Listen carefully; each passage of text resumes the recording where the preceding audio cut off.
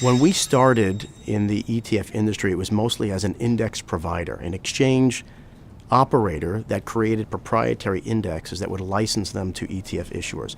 And that business worked well. But what we noticed is that there was increasing competition among index providers. Nevertheless, we had quite a bit of intellectual property that we wanted to commercialize. And we had high conviction ideas. And the only way to do that was basically to put our money where our mouth is and to launch those products with issuers that also needed products of their own. And so it was born out of necessity because we couldn't get the distribution of our ideas commercialized, so we decided to commercialize them on our own. And that was a big risk, a big gamble for an exchange, but we think it paid off. And we've done quite a few deals in this manner where we actually own the IP and we're helping issuers launch more products and growing their product suite. The ISE Cybersecurity Index, it was an index that we had developed actually many years ago. It was part of another index called Homeland Security, which included cybersecurity, but we thought was too broad and didn't resonate as well with investors. And plus, it was meant to be a derivative product.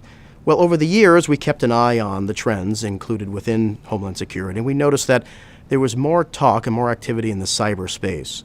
So eventually, we decided that this was a standalone index. This was ready to be a standalone index. And so we took Homeland Security, we converted it to focus purely on cybersecurity, and we decided to commercialize it with one of our partners, Pure Funds. And the reception, again, was quite good. It raised $1 billion in about 8 months. So that's, from an ETF launch perspective, that's actually an excellent launch. The exposure that it provided was exactly, I think, just at the right time for what people were looking at in the news. There was a lot of cyber attacks that were happening. This had material impact on the stock prices of those companies, but it also had material impact on the companies that were solving the cybersecurity problem, providing the tools and weapons needed to fend off these organizations or firms or even just individual hackers that were attacking their companies. And so you could see clearly the benefit of news that would come up regarding cybersecurity attacks and how that would impact the stocks in the index. And that was easy enough for us to see that this was an index that needed to be commercialized as an ETF.